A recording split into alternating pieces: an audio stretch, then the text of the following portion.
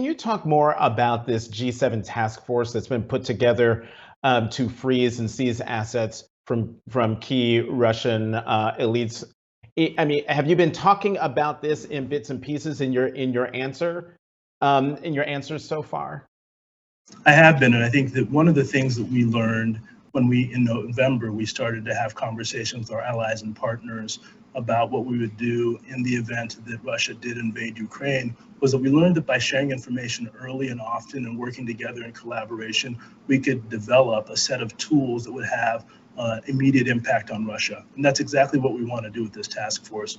Working together with our justice ministers, we want to ensure that we're able to share information around the globe about what we know about Russian oligarchs and elites assets in their countries, so that we can be in a position to freeze those assets immediately and then work with our justice ministers to seize them as well. As you saw yesterday, Germany was able to seize some of the assets of a Russian oligarch before they were able to leave the port.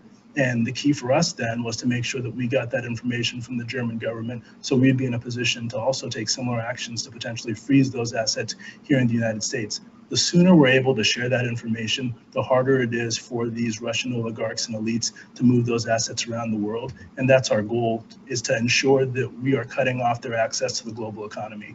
What we know today is that Russian elites are attempting to get their money out of Russia because the Russian economy is shrinking.